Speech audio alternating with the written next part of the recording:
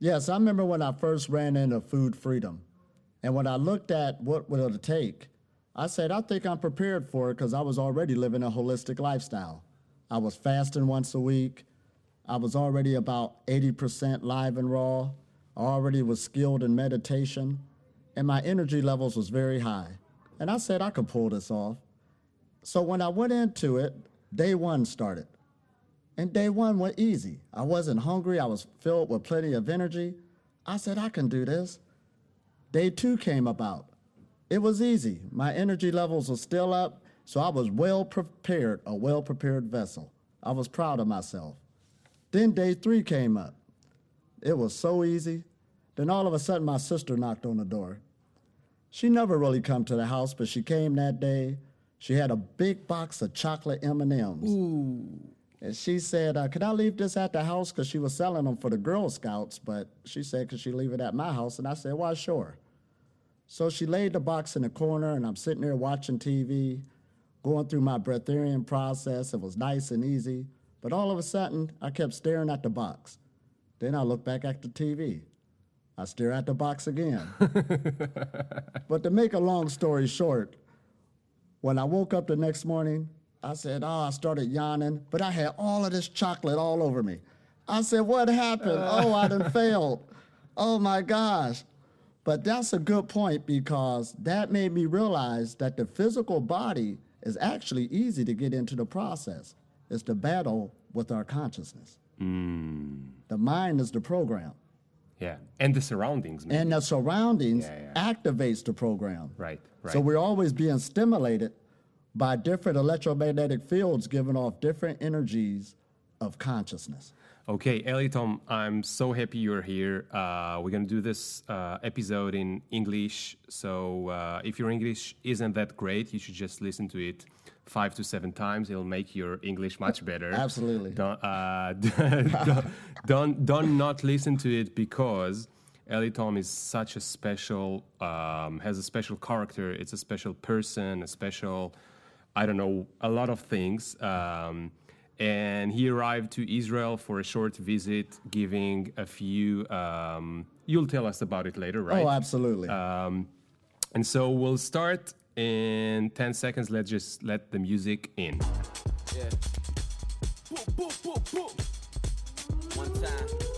Look. Ring the alarm. Hot ass nigga. Yeah. Big ass head so my dreams get bigger. Yeah. Make campaign songs so my flows get sicker. Yeah. Confidence bigger than a drunk ass. So what's up, Eلیتom? Oh, fine. How about yourself? So it's not the first time in Israel, right? Oh, no, second. And I love it. It's a beautiful place, beautiful people. What do you love in Israel the most? Oh, the people, of course. The people. It's the people that makes the place. So what's different in Israel people than other countries? Well, it isn't the difference. It's the unification of all the people that I see. It's the beauty I see in all people everywhere you go. So it feels familiar to you? Exactly. I'm at home. This is family. Okay. That's the beautiful thing about Israel. And where are you staying right now? Oh, right now I'm like a nomad. I'm just traveling through the planet. But my mission is to spread this message, to show people that the potential of food freedom exists. Okay, so tell me more about what food freedom is, because it sounds to me like it means that I can't eat too much. Well, what it deals with, we use the word breatharian. Some people use living on prana, which comes from India.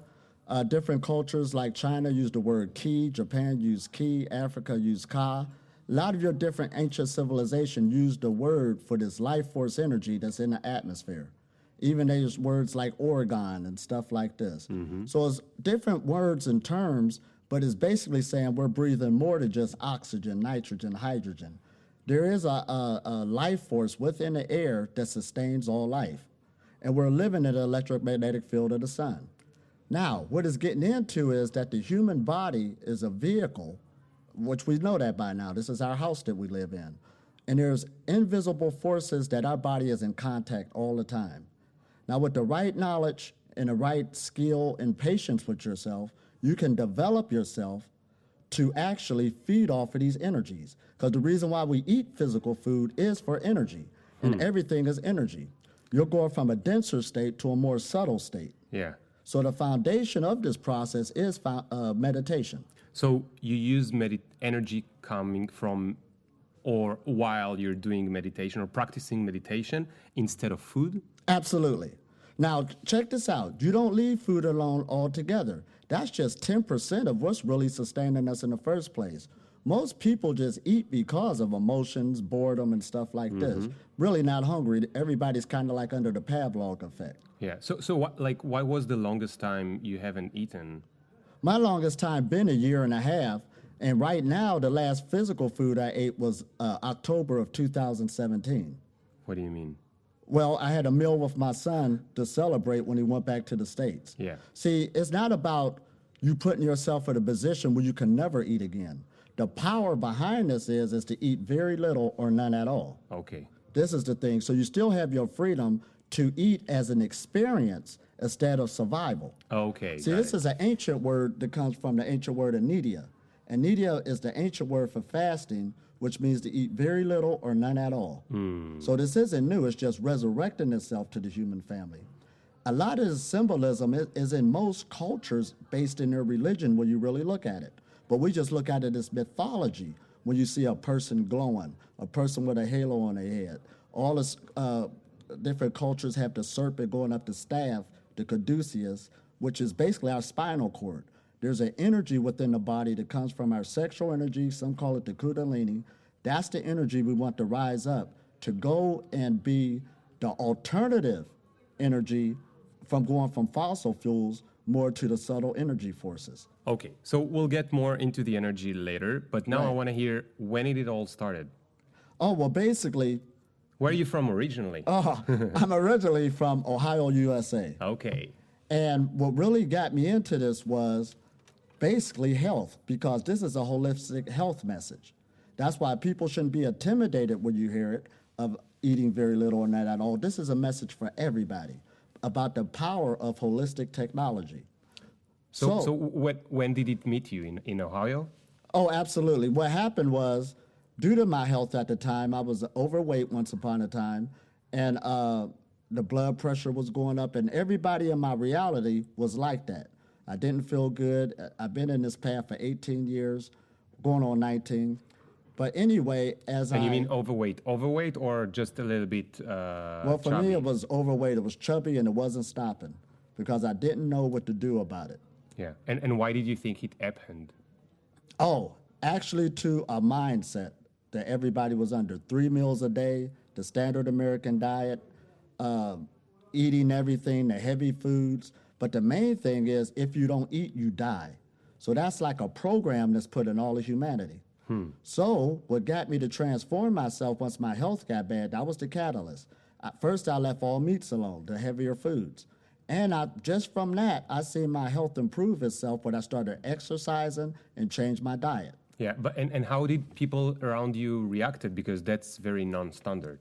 Right. Now, just going veganism, I was under attack. Yeah. Because people will say, you need to get your protein from meat. Yeah, and B12 and... And the sad thing about it, of course, I lost weight back then to a good normal weight that's, good for my BMI, and still got ridiculed because you're not supposed to be like that. Yeah. In everybody's reality. I guess there are not too many vegans in Ohio. Well, the veganism and also vegetarianism is actually standard now in everybody's thought process. It went through a battle, too, over the last 50 years. At first, it was rejected, but now you got places like McDonald's, for instance, giving a vegan sandwich. Right. So that shows you right there how knowledge comes in increments in a wave. Yeah. So now when this food freedom comes out, of course it takes its knocks in the beginning, but it will prevail just like anything else.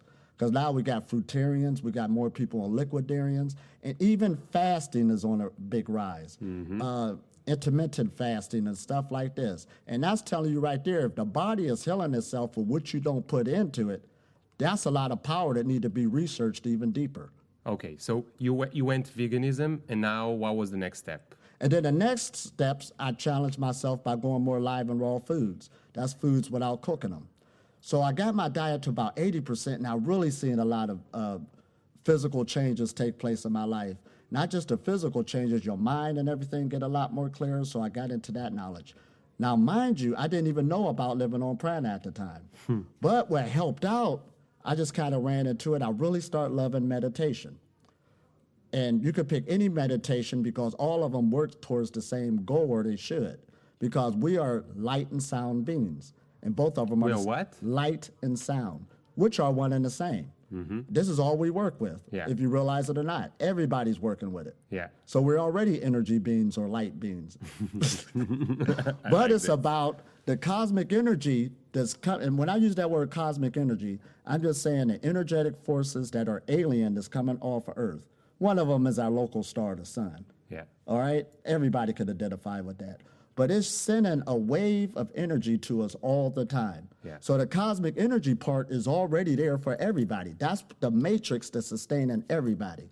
Now what it takes is self-knowledge for the person to know how to utilize this energy, because it's there and it exists. Yeah.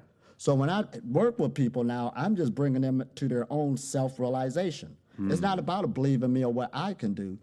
You will feel the energies and work with the energies yourself, and you can develop yourself and transform where you will see your hunger over a period of time lighten itself up. Even the drinking will lighten itself up. The indication is your health will improve. This is why this is holistic technology.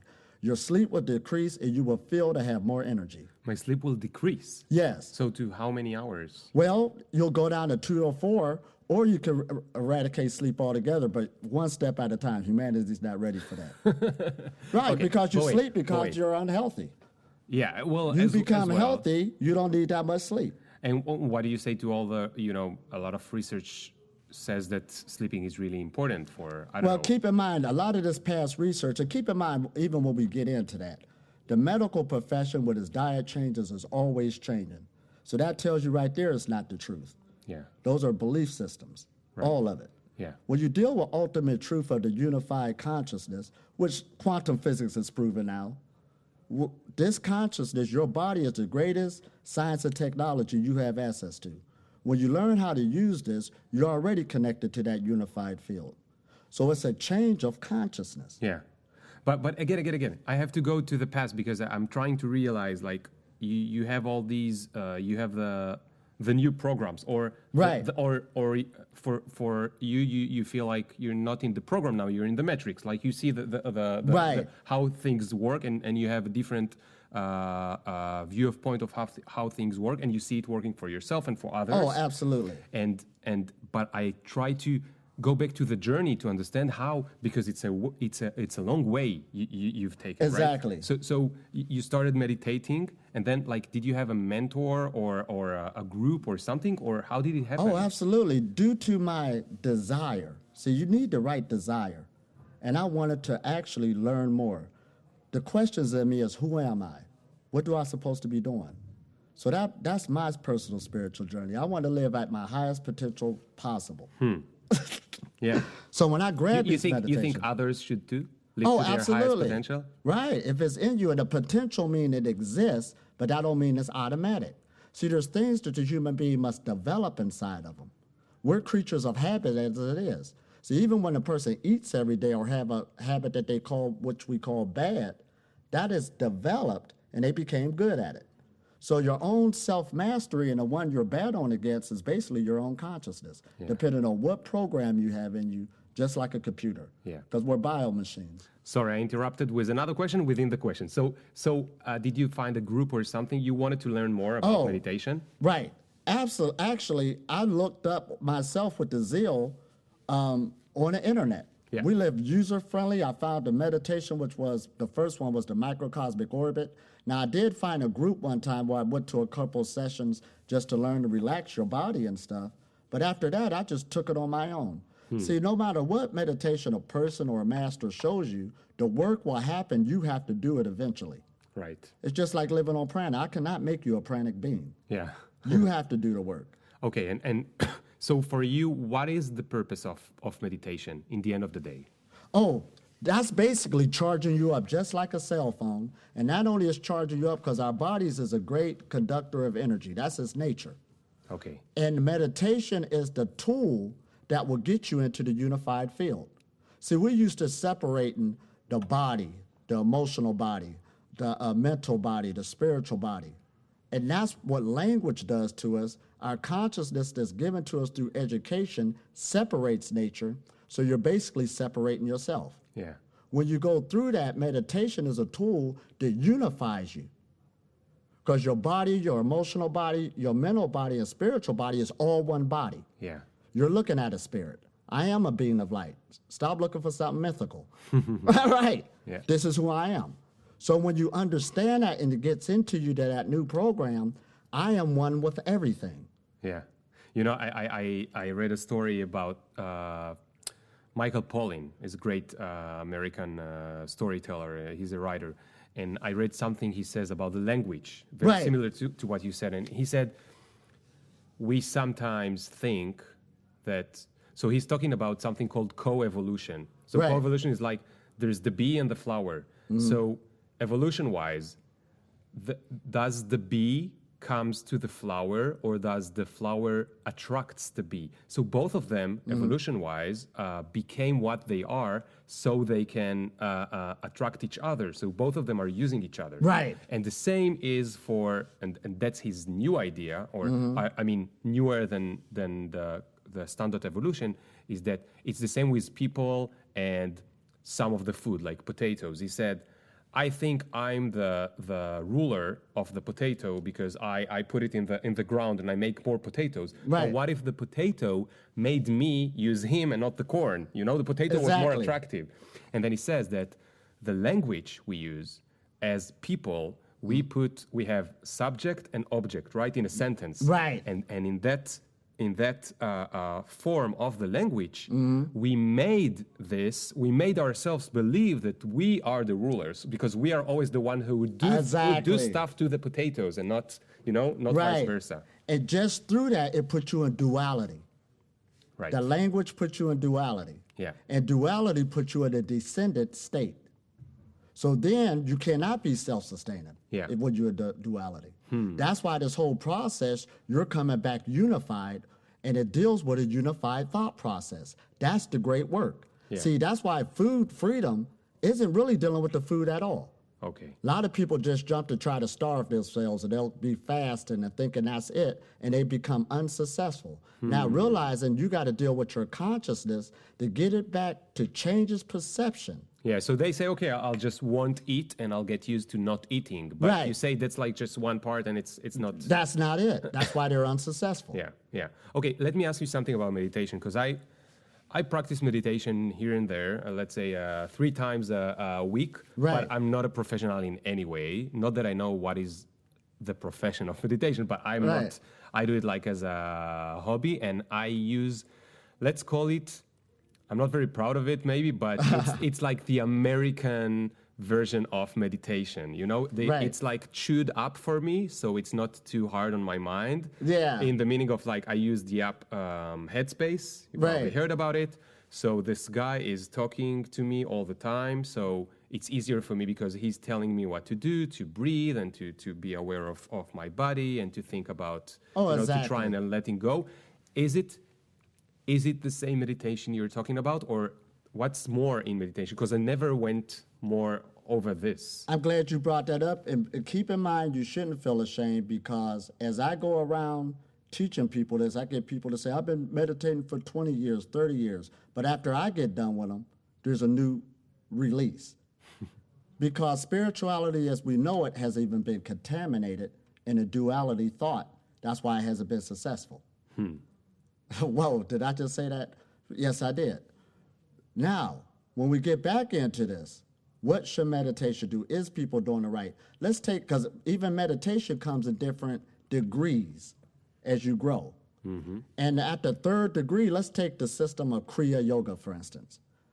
Most people, you heard of yoga, it's a popular name, there's yoga practitioners all around the planet, but why didn't they become food-free? Because they're stuck at the 1st and 2nd initiation. So what's the first and what's the second? And the first and second, first are the asanas, the positions, and then it's a good blood flow, more flexibility, which makes the consciousness more aware. Yeah. Okay, and they get stuck there, and okay, you look cool, and everybody's looking pretty. Yeah. But the steps after that, that's when you start going into the mental body, where that's why it means to cleave or to become one with something, but become one with what? So the proper teaching's been dismissed. Even Tai Chi shall lead you there. That's meditation. So all of these practices been on the planet, but humanity, for some reason, like I said, words is so powerful, just like food freedom. You cannot create something you don't know that exists. Yeah. So that's why it's so important for me to come out and broadcast this to humanity. Whether if you believe it or not, it don't matter. One thing all of humanity is going to deal with is change. They're going to deal with health, and health is your foundation, and you're already hooked up with nature. So that's why everybody will benefit from this message. Yeah. You can't get out of it. Yeah. So what's the third step of meditation? It's like, not step, but you call it the third, it's dealing with the consciousness. Right. Okay. And so what happens in your workshops? See, and most times, well, everybody know this, even when you're dealing with meditation, that mind, just observing the thoughts, because your thoughts have the power to block cosmic energy. See, even something so simple, if you don't eat, you'll die, is a program that will block energy.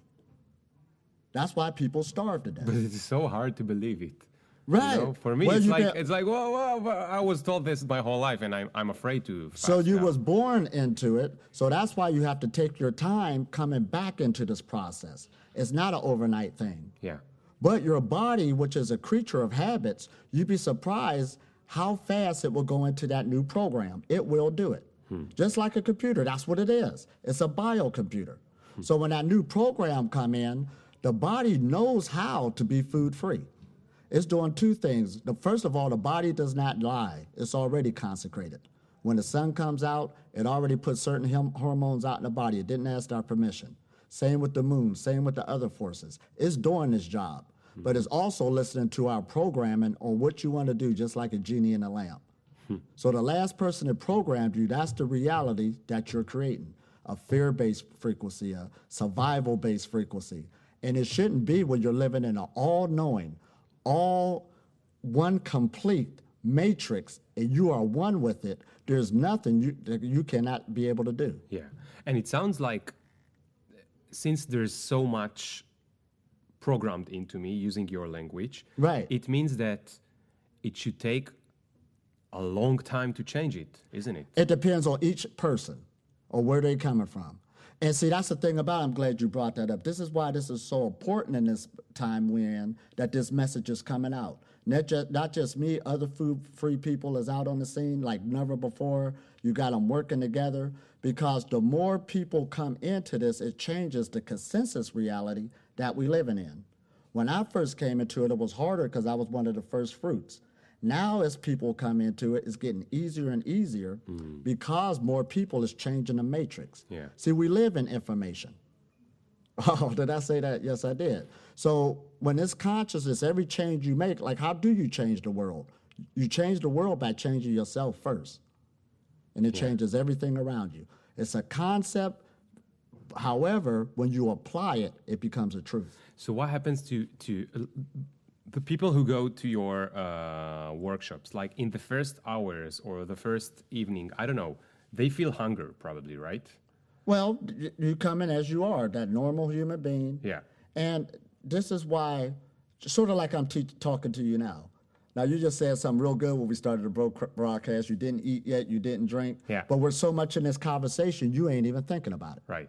You don't feel that now. Yeah. So when you're up under an atmosphere where somebody's teaching this constantly, it's a whole nother ball game on how your body will get into this new synergy. And then this is what I take people into, experiencing the meditations themselves, getting into the energy and see that you have access to it.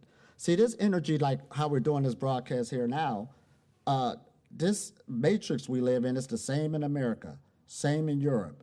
It don't matter where I'm at. You live in it everywhere you go. You live in the electromagnetic field of the sun, the earth, and other forces. Yeah. And you just said you came back from India now, right? Right. Now, in India, these things are much more common, right? Right. The people respect it more due to it's in the fabric of the culture. Yeah. Because they have a lot of holy people or holier people, I don't know, that are fasting, they're not eating much, they're meditating many hours a day. And so when you speak with people from India,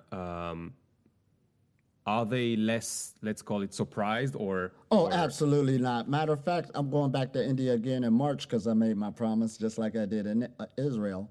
And I had to at least talk to over 1,000 people myself. It's already in the culture. Like you said, meditation's already there. Yeah. And when you explain it to them, they are crystal clear that this is what it is. They just needed to have it resurrected. Yeah. So I guess the unified forces sent a foreigner in like myself to say, hey, this is already in your culture. What are you doing? So but the trend now in India is the opposite, because India is getting more and more Western in the way that they eat more junk food, they become more capitalist, you know what I mean? Oh, absolutely. So it's this wake-up call all across the board. Like even China been working with qi for the longest. So they're doing the same thing, coming into this new material. Can you explain what is qi for whoever doesn't? Qi is just another word for prana, breath. It's just another cultural name. Yeah. Sort of like here in Israel, they use ruach. Ruach. Ruach. Okay. Yeah, there we go. Ruach. So same concept, the breath of life. Everybody understands that in the Judeo-Christian Genesis story. Got it. The breath of life. But this is what we're dealing with. Yeah. Now it's becoming it's coming to life. We are the tree of life. What was the hardest, most, let's say, most harsh response you've ever got from someone who said, I don't believe in this, whatever you say, blah, blah, blah, blah. Like a really harsh, did you have like someone who was like really of course. nasty about it? In the beginning stages, of course. So that's why I'm one of the first fruits paving the way. And in the beginning of my journey, it was kind of harsh at first. But as I got more skilled on how to explain it, it had to be on my part. So usually if I get a room full of skeptics, after I get done, everybody's kind of on an equal playing field. See, when something is new to you and it's not explained, okay, you should feel that way. I understand. Yeah. But when you understand that this is a holistic health message, it put responsibility back on you, because 9 times out of 10, if you lived a life eating every day, you got something wrong. Yeah. So the work is already done. And in the age we're in now, I'm glad how science and technology is actually backing up this message. It's already there. If you know where to look, it's already there. Yeah. Like I said, YouTube is a blessing. These different things on how your cerebral spinal fluid works, how it's circulating around the body, how the body's, it's all there. Yeah. So my work is actually easy. Okay. Okay. And sorry, I'm jumping from one thing to another. There's like so many questions in my mind. So, a friend once told me, I told him that I'm doing meditation, and he said, you shouldn't say you do meditation, you should say you practice meditation. Mm-hmm. What does it mean? I mean, some people, told me, again, and I want to hear your advice or thoughts about how to react to meditation. So at first people told me, all you want to do in meditation is make your thoughts go away. And then the guy from Headspace says you shouldn't let them go away. You should just be aware that they are there. And now I'm confused. I like the process and I enjoy what I have from it, but because I'm a very rational person, not that I like it too much, but I am, and that's who I am. I'm very rational. I want to understand, like, what's the process? Where should I go somewhere? Do I get better in it? Like, what's going on with this whole meditation? Well, the good thing and the bad thing about it, we do live in an age of information. Yeah. But you got good information and bad information. I'm confused. I don't know. One minute rice is good anymore. for you, the next minute rice will kill you, okay? Yeah. So it's all across the board. So the same with meditation, or which method. And there's all types of methods. But the good thing about these different methods of meditation, it depends on what you're trying to develop. They got mantrams, they got light, meditations dealing with light, visualization, sound. So they're out there. Okay. Now, one thing but some things confuse people about, you're never going to totally get rid of thoughts. Right. They'll slow down. That's the key. So once Yeah. you can understand that, so we can be human. Yeah. So you do want them to slow down, and as soon as you grab onto a thought, what they're saying, you just gave it power. That's why you just want to observe it. Okay, say it again. As soon as you grab onto a thought, you just gave it power. Okay. So that's why you just want to observe it. It's sort of like a cloud going across a clear sky. Just let the cloud go. Don't put no judgment on it. Just let it go, and that's how a thought is. Yeah. A thought is an energy also, and energy loves to move. It's not going to always stay there. So that's what you start understanding in meditation, which will better your life. Instead of as soon as a thought come in your head, oh, it's on me, that's how I am. Yeah. No, it's not. It will leave if you just resist it and observe it. Yeah. So you'll become better at it. And what about thoughts that I like? I mean, how do I know which thoughts I want them to... Well, in meditation, you allow those to go too, because it's just a thought. It's just energy. So you can become good at it. See, it's just like the old folks used to say, just because a birds fly over your head don't mean you have to let them make a nest on your head. You understand? Yeah. That's a good one. I'll remember this one. So now when you start living your daily life, in those good thoughts you said about, then you can start giving those energy. Yeah. You understand? Because that's what you want to create. Yeah. And the bad ones you can understand is just energy. And keep in mind that thoughts are the first manifestation of physical matter. Yeah. A lot of people don't look at it like that, but it's just that real. It's tangible. So that's why we're talking about this unified consciousness. It's tangible, even though people don't see it. So when you don't see something, it's easy to violate it. That's why teaching these universal laws is very important, to let you know there is a law that exists. Yeah. And that's what the humanity is dealing with. No, you can't just do anything. And do you go back to the U.S. once in a while, right? Yes. And to the same neighborhood you grew up in? Yes, and I'll be back there June this year, going back to the U.S. So until June you're traveling? Oh, yes. What's your next from here I'm going into Nigeria, Africa. So this will be the first breatharian retreat we got coming up, taking this message into the interior of Africa. Wow. Like I said, I'm really on a mission to spread this message. I got one in South Africa coming up, like I said, and many other places. How do you get this gigs? I mean, who's taking care for you for the production over there? When people hear this message, and they are usually a practitioner, when they hear this message, there's a lot of people know that it exists. Okay. So when they see somebody who's really stood up to broadcast it, they usually sponsor me, and that's how I get there. So because it's about an education. Right. Right now, we can't depend on the governments to, Yeah. They're doing their job to, to cater to the masses. Yeah. Nobody's talking about that. So we do have to sponsor ourselves right now until we get stronger. Okay. And then on June, when you go to the U.S., so you come to the same neighborhood, right? And they all live their old lives. I mean, they live their lives. You have a whole different spirit and beliefs and reality. And so how is it for you? Oh, right now it'd be real easy. See, when I was in the U.S. and as I was growing, there was battles here and there because I was growing and everybody else around you is in their concepts. Now, I started doing retreats and stuff in the U.S. Now, back in 2015, we had the first Pranic Festival in the U.S. That's how deep that frequency was. But we still did it. Many people came together who was dealing with prana, and we put our best foot forward and did it in San Francisco, California. Nice. How many people? And we had a good crowd, a couple hundred. Nice. And that was good. We at least established ourselves. So then I got pumped up, and when I went back to Ohio, I at least threw a couple. Not many people showed, but the message was there. That's all it counts, because you're changing the consensus reality. Yeah. So then when I left the U.S., people is always watching you, no matter if you're, if they say they don't believe it or not, they're watching. Yeah. But when they see me growing and getting bigger and more people coming into it, now I've been gone from the U.S. for a couple years.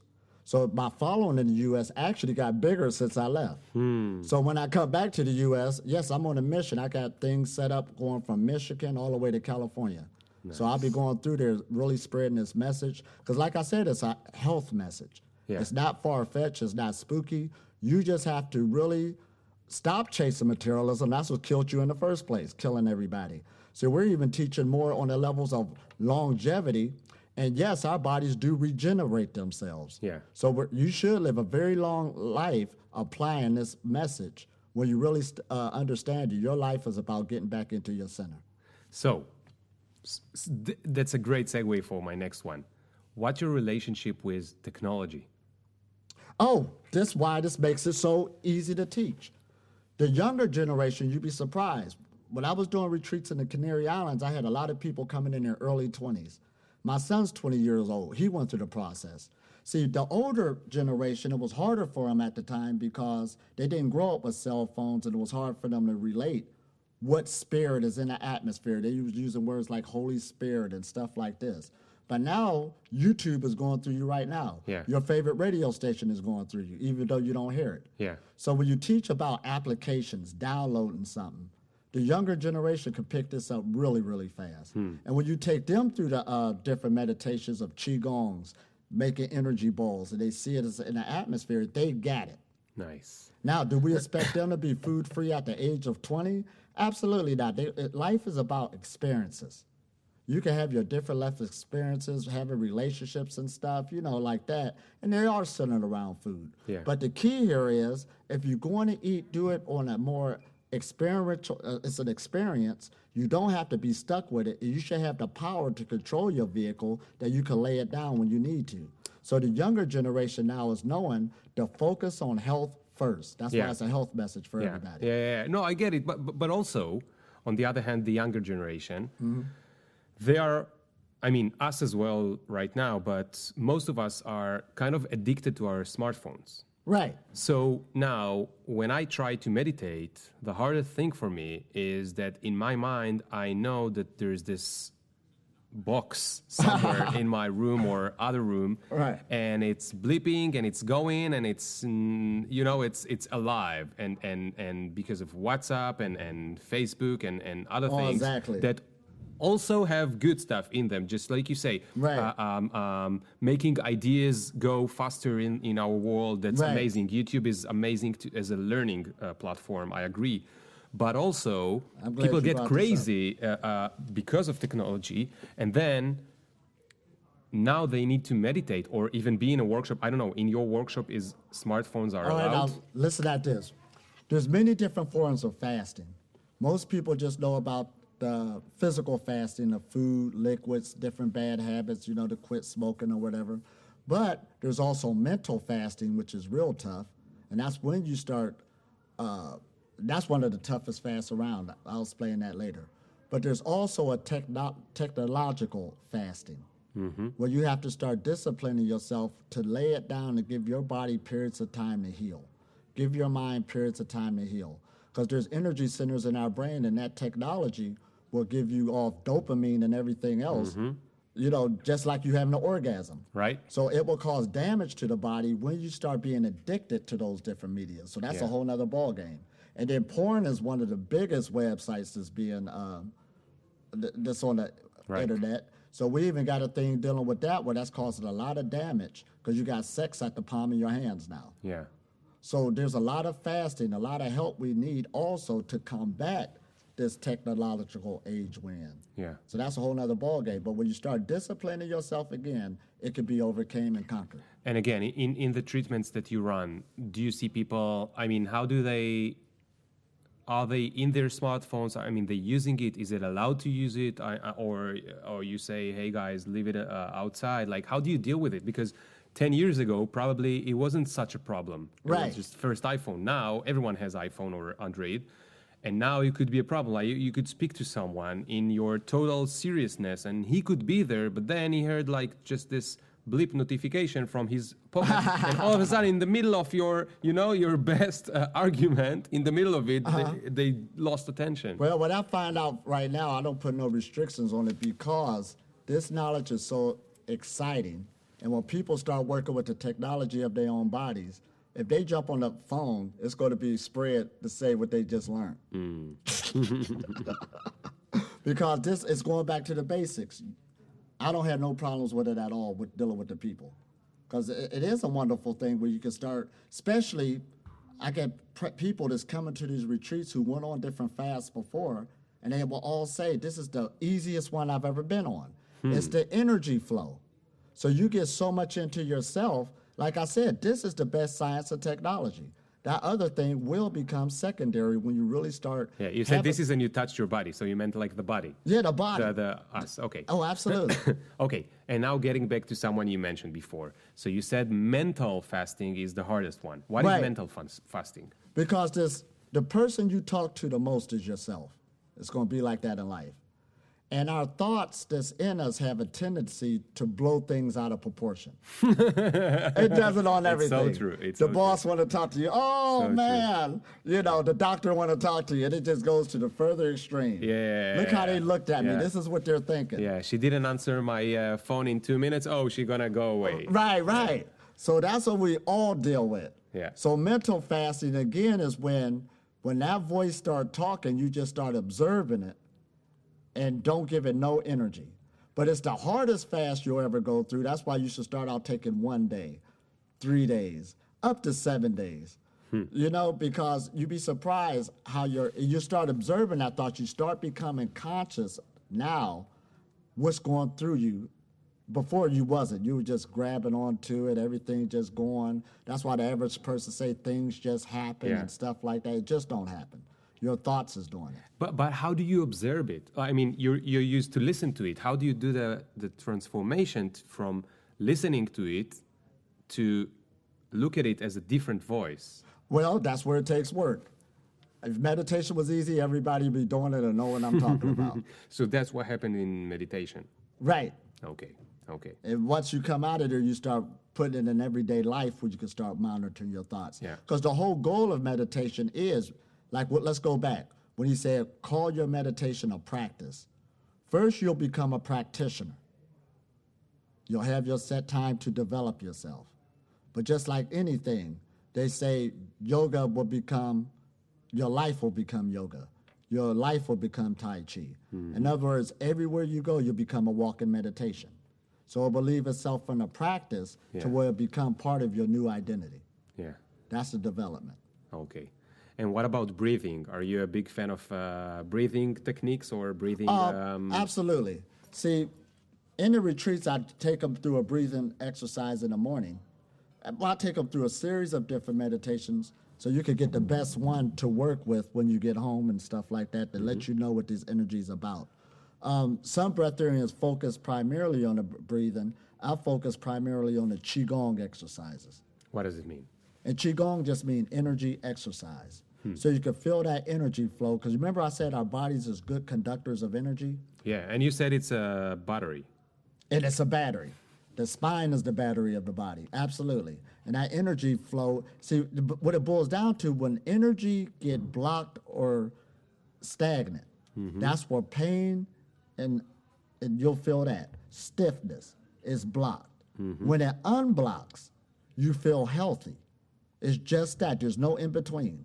And this is the key to food freedom. This is why meditation is the foundation.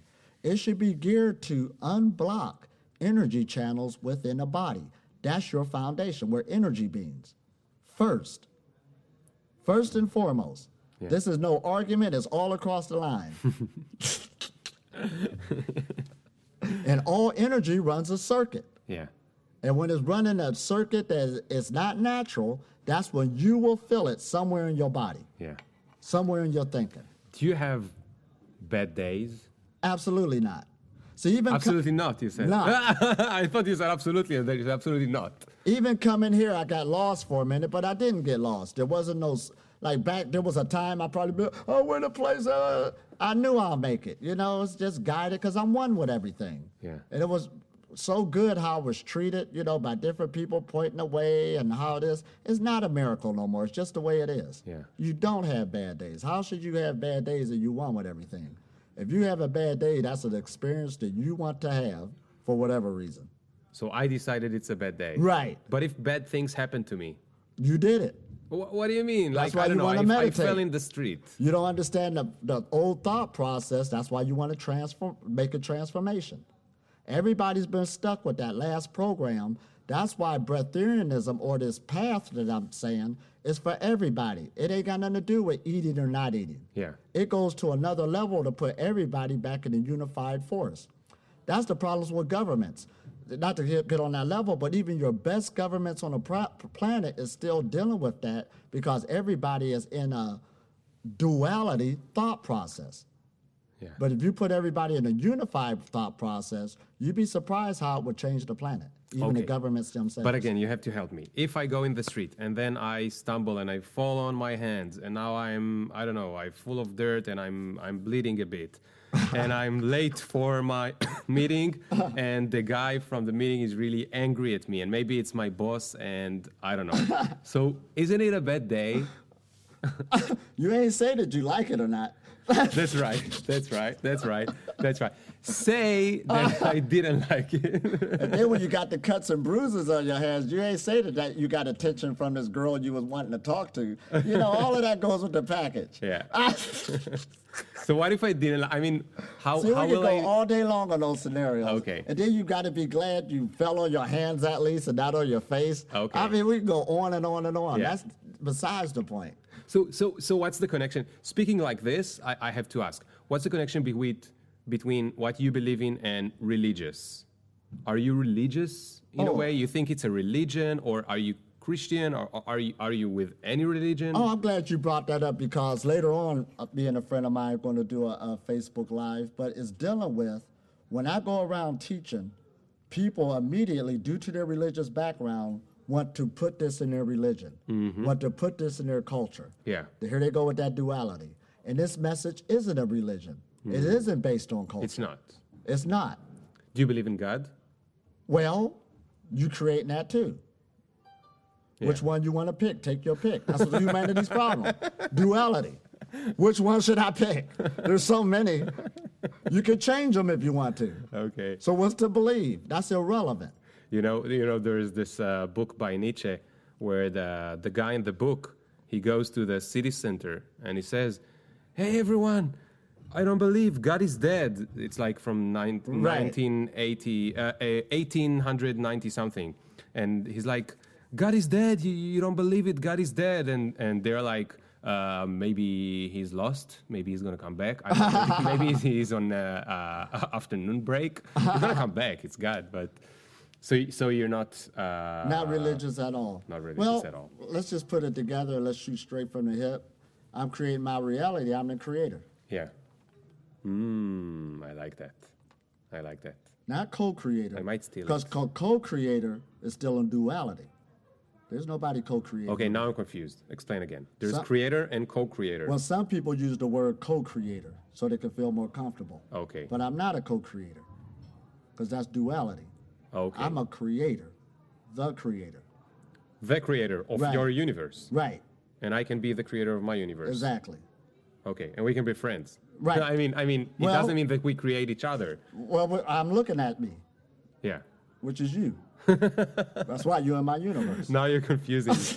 I got everything till now. Now it started to confuse. Right. But explain it. You'll get it. Because there was something serious you wanted to say, right? Well, it's just like when I tell people, let's just use the term heaven. Yeah. Which is you're living a life of good, clean happiness, good health. Everything's there. Yeah. So I'm living in a realm of heaven because I'm the creator and that's where I live. Yeah. So just by you being in my universe, you're a good person. You're smiling at me. I mean, that's all I expect. Yeah. What else would I expect? For you to be going into me and this and that? No. So in my heaven, I meet good people, good, healthy people. Everything's around me. Do you meet bad people? No, not at all. I don't know, trying to steal from you, trying to speak bad on you. I don't know. When you look at that, that's just a lack of ignorance. And what you do is you bring enlightenment to that system that's in your consciousness. Okay, so you look at them and you think they're not bad, they just don't know. It's just ignorance. Okay. That's why this whole path for everybody is called self-realization, when you realize it yourself. See, due to this dispensation of time, this is how you got to look at it. The average person is like, have a spiritual level as a 2-year-old child. And when a 2-year-old child is acting up or acting a certain way, you could expect that's how a 2-year-old acts. So it's going to grow up, you just have to give it time. Yeah. So when you deal with people and stuff and see their spiritual growth, just give them time and be patient with them because it's like a 2-year-old child. But you'd be surprised how people, if you give them the time and patience, that they'll come around and grow. You just have to know who you're dealing with. So you're really patient. Right. That's great. Listen, we have to wrap it up. All right. It was really fast, but we're actually speaking for 50 minutes. Yes. It went really fast, and I really enjoyed it. This was nice wonderful. meeting you. Oh, likewise. I mean myself, meeting you that I mean my universe. That